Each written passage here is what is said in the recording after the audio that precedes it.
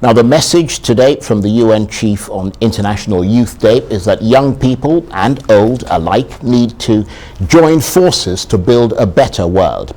And there couldn't be a better opportunity to do that in Nigeria than with the upcoming 2023 general elections, as the ballot draws ever nearer and the campaign season just spitting distance away. Anticipation is getting higher by the day for many Nigerians. Not for everyone, though, because while many have registered to vote, some have also decided not to register. One reason that's given includes the frustration with ineffective Nigerian politicians running for office and seeing the same old faces coming out again to compete. We'll talk about all that in a moment, but first, here's a clip from one of the youth organizations giving a message of encouragement on this International Youth Day. We, the young people, demand for accountability. Look, like she said, we've lost our values as a nation just because everybody believes in the get rich, get quick money mentality. We need to change that narrative, because guess what? If we do not get it right, I feel sorry for Nigeria. If everyone here doesn't work towards getting it right, perhaps Nigeria may never get it right. People like Ogenna and I, we're not waiting for anyone to create an enabling environment. Within a very hostile environment, we've created value, we've built capacity, we're mentoring young people, and we're learning from older people and being mentored. But I believe that in the spirit of intergenerational solidarity, we can do much more. We can do we can scale on it. The fate and the destiny of Nigeria is currently in our hands. What would we do with it? Time, they say, will tell. But I believe that with where we are today in Nigeria, everyone is feeling, that pinch. And I believe this would become a push, and hopefully we would have over 90% turnout. I think. Well, for more on this, I'm joined now by one of the people you saw in that short video clip, the CEO of the Motivating African Youths Initiative, Dr. Ogenna Ekwubiri. Thank you very much indeed for coming in. Were you holding your breath there? I was hoping you'd get my name right, actually. Well, I did try, didn't I? Yes, you did. Well, let's talk about International Youth Day first, before we get into the election issues. I mean, what's the significance of the day for you? For me personally, first off, happy International Youth Day to yourself and to your amazing viewers and to all the youths across the world. The significance for me is beyond words can express, because first, I am a youth, and I think it is a blessing to be one. As you know, upon turning 35, you're no longer a youth under the terms of the United Nations. Absolutely, and I'm kind of approaching 35 in a couple of years, so I have a lot of milestones I'm trying to squash. I'm trying to be, that voice and that face for a progressive Nigeria. So, as you know, Nigeria is a very youthful country. We have the largest population of youths in the world. Over 70% of our population are on about the median age 18, and about 40% are below the age 30. So it is a day for every Nigerian. Yeah, that's an important point. And we saw the clip there of you talking and another activist with you there. Did your organization do anything in particular to commemorate or mark the day? Absolutely. So you can see I'm still in my gear because I just came right out of that place to this place. So the first event we had for today was a press conference, which was basically to address the theme, which is intergenerational solidarity and building a world across all ages. And so we had, for me, it is very eminent. You know why? Because I feel like every young person now is all about the youth, and then you forget that you're going to grow old eventually. So whether you're a millennial or you're of the Gen Z generation or you are of the Alpha generation, all hands need to be on deck for us to achieve the SDGs, for us to build the Nigeria that works for all. And in a sense, the theme of this year's International Youth Day sort of fits what we've been what we're going to be talking about in the course of this program, doesn't it? Because the UN chief was saying in his message that when young people are shut out of the decisions being made about their lives, in other words, political and economic decisions, and when they are denied a chance to be heard, the entire nation loses, doesn't it? Absolutely. Because the youth are basically the labor room, if I'm allowed to use that term. And this is because, I mean, even in the civil service, you're in the service from age to age. And then that is because you're expected to be your most productive within your youthful age. And so if you do shut out the youth, then where's the engine room for the nation? And that's why you see us clamoring for inclusiveness. We're clamoring for a seat on the table. Although I am one of the people who would always say, look, drag your chair to the table, you know. Absolutely. So, because I was going to say that if you're clamoring for inclusiveness, you have to actually be there to be included. Absolutely. I mean, if you're completely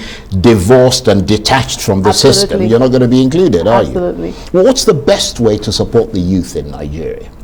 So for me, I believe the best way to support the youth is to just let them be youths and use avenues such as this, you know. Thank you again for bringing me here, but like you rightly said, you need to be doing something for you to be brought to the table. And so I think the best way to support them, I mean, big shout out to the Nigerian government for all of the programs they have rolled out, but the truth is we need more of such empowerment programs. We need to get our students back in school. We need to look beyond just formal education and begin to think, okay, how about skill acquisitions? You know, how about creating realistic structures that would not just get you educated, but would also get you gainfully employed, and you get employed and then you're earning money that makes no sense. So we need to work. I mean, I think it's a chain reaction really, because you then have to look at issues that deal with unemployment and education and inflation. So I think all hands basically have to be on deck if we would work towards creating a better future for Nigerian youth. So let's shift gears slightly and focus more on the upcoming elections. Is it going to smell like youth spirit in 2023, or just some youth spirit? Sincerely, I think it is going to smell like youth spirit mixed with a little bit of lemon and ice. And this is because, I mean, you all would agree. Surely you're talking about a gin and tonic there, aren't you? You said it, I didn't say it. So you would agree with me that this is the first time in a very long time that you've seen this amount of youth participation. And presumably you're registered to vote in 2023. Of course I am. I'm ready to vote. I am ready to vote for someone who has character, capacity, and someone who is committed to making Nigeria work. And do you have any concerns about the process itself? Who doesn't? We all do, you know, and I mean that's going to be like another very long conversation. But again, if we're going to talk about the process, I was having a discussion today with a few of my friends, and I said, look, if every political party gives us goats, with all due respect, then we have no choice than to vote for goats. So what does that mean?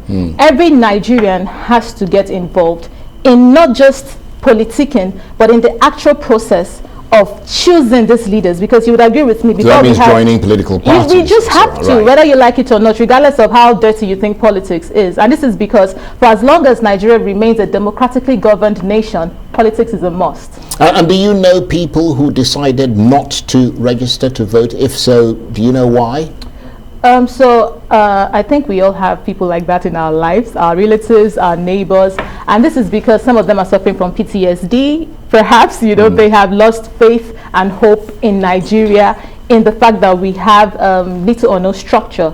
However, thanks to the recent events that have unfolded with the Osun state election and the Ekiti state election, so people are beginning to see, okay, and of course, Anambra state elections, so people are beginning to see, okay, perhaps there's a ray of hope, just maybe my votes would count. Right, but you are, of course, the CEO of motivating, and the emphasis is on motivating African Youth's Initiative. So you sort of ginger people up. And that's why I say I have this much energy, because I'm sorry to say this, but Nigeria is quite depressing. And somebody was saying something to me that, look, even if you're going to apply for a job, you know, that part where they ask for your special skills and all of that, you should write first, in capital letter, I am Nigerian. Because being Nigeria alone, being Nigerian in Nigeria, is a survival battle per time. Yes, I can imagine. But I expect that when you're out there motivating people. You're sort of explaining to them that they're voting for their future, to find someone, as you said here, to vote for who they have some faith in and would hopefully improve their future. But surely that would be a problem, or that potentially is where the problem lies, that they feel that they can't find such a politician. So sincerely, I believe that virtually every young person today has their preferred candidate, and they are resonating towards various individuals, right? I don't think it's difficult finding such a person. I believe such a person does exist.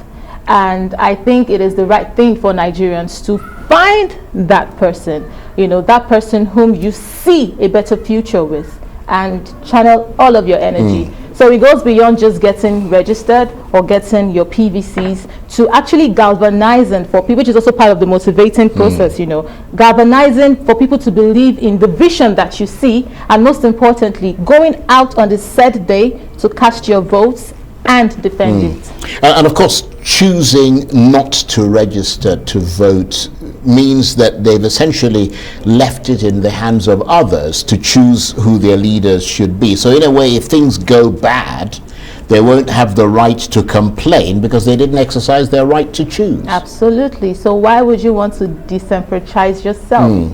Why would you? I mean, it's your right as an individual to vote. And so I say to people, for those who have the mindset of, oh no, my votes wouldn't count, good luck when you find yourself in a situation where you are faced with policies. Yeah, but it hasn't made a difference, though, those who voted in the past, has it?